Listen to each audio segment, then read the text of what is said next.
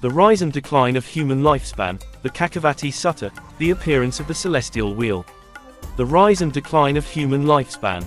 The average lifespan of humans is uncertain. During the Buddha's time, the average human lifespan was around 100 years. Over time until the present, human lifespan has been continually decreasing. Why has it been this way? This matter is addressed in the Kakavati Sutta, presented as follows. The Kakavati Sutta, concerning the universal monarch, having oneself as an island and refuge. Thus have I heard. Once, the Blessed One was residing in the city of Mātulā in the land of Magadha.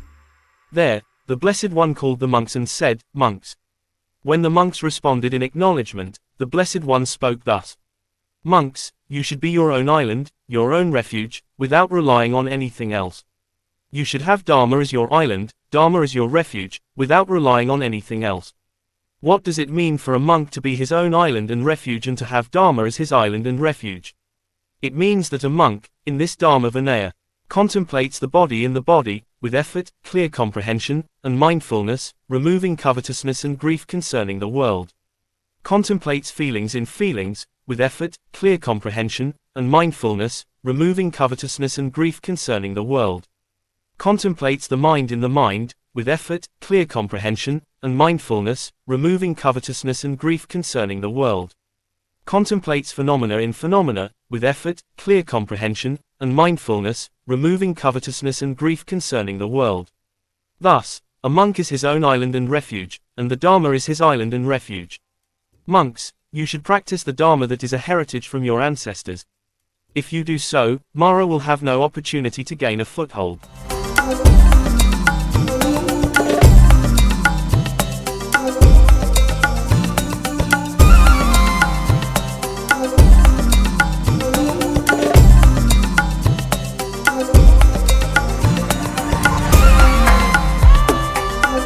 Monks, merit increases because of adherence to wholesome dharmas. The story of King Dalanemi, the universal monarch. Monks, there was once a universal monarch named Dalanemi, a righteous king who ruled justly over the land bounded by the 4 great oceans. He was victorious, his kingdom firmly established, and he was endowed with the 7 treasures. The celestial wheel, the celestial elephant, the celestial horse, the celestial jewel, the celestial woman, the celestial treasurer, the celestial advisor. He had over 1,000 sons, all courageous and heroic, capable of subduing enemies. He conquered through righteousness, without the need for violence or weapons, ruling the earth bounded by the oceans. After many years, hundreds and thousands of years, King Dalanemi summoned a royal attendant and instructed, "Dear one, when you see the celestial wheel moving out of its place, immediately inform me." The attendant agreed. After more hundreds and thousands of years, the attendant saw the celestial wheel moving from its station. He approached the king and said, "Your Majesty, please be informed, the celestial wheel has moved from its place." Then King Dalanemi called his eldest son and said, "My son, the celestial wheel has moved from its place. I have heard that when the celestial wheel of a universal monarch moves, his remaining lifespan is short. I have enjoyed all the worldly pleasures I desired, now it is time to seek celestial pleasures.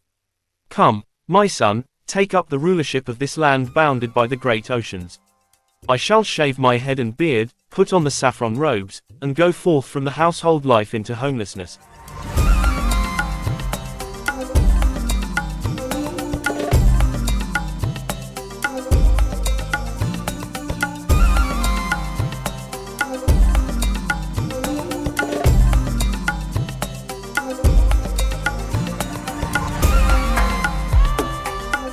Thus, after instructing his son in royal duties, King Dalanemi shaved his head and beard, donned the saffron robes, and left the palace to become an ascetic.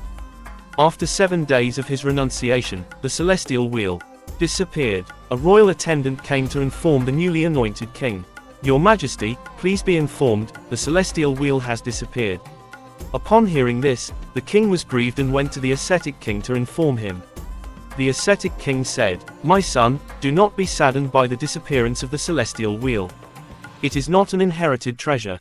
You should now practice the noble duties of a universal monarch. When you uphold the noble duties, bathe your head on the Uposatha day, the 15th day of the lunar fortnight, observe the Uposatha precepts, reside on the upper terrace of a magnificent palace, the celestial wheel will reappear. The noble duties of a universal monarch.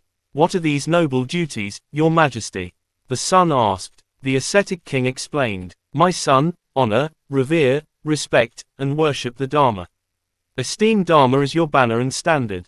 Govern and protect your people righteously, your soldiers, ministers, priests, merchants, townsfolk, villagers, ascetics, and animals.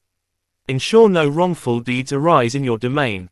Support those without wealth. Approach ascetics and priests who are detached from intoxication and negligence, rooted in patience and gentleness, self-disciplined, and composed. Ask them, Venerables, what is wholesome? What is unwholesome? What is blameworthy? What is blameless? What should be practiced? What should be avoided? Whatever is unwholesome, you should abandon. Whatever is wholesome, you should uphold and practice steadfastly. Such, my son, is the noble duty of a universal monarch. The appearance of the celestial wheel. Monks, the newly crowned king followed the teachings of the ascetic king and practiced the noble duties of a universal monarch. On the Opposita day, after bathing his head, observing the precepts, and residing atop a magnificent palace, the celestial wheel reappeared, complete with 1,000 spokes, a rim, a hub, and all its parts. Upon seeing the celestial wheel, the king reflected. We have heard that if a crowned king bathes his head on Opposita day and observes the precepts, the celestial wheel will appear, signifying he is a universal monarch. Surely, I am now a universal monarch.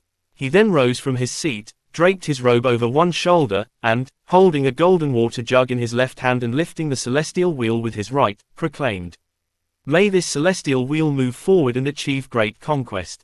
Immediately, the celestial wheel moved eastward. The king, with his army, followed it, camping wherever the celestial wheel halted.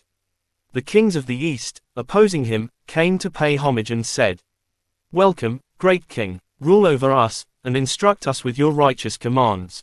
The universal monarch instructed, Do not kill, do not steal, do not engage in sexual misconduct, do not lie, do not consume intoxicants, rule your realms righteously. Thus, the kings of the east submitted.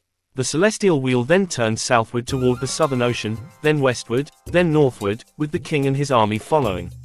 In each direction, opposing kings came, submitted, and received the same righteous commands. Eventually, the celestial wheel subdued the entire land bounded by the 4 oceans, returning to the capital city, appearing at the inner gate of the palace, illuminating the king's royal court. Footnote: Daya Nikaya, Pali Canon, Volume 1.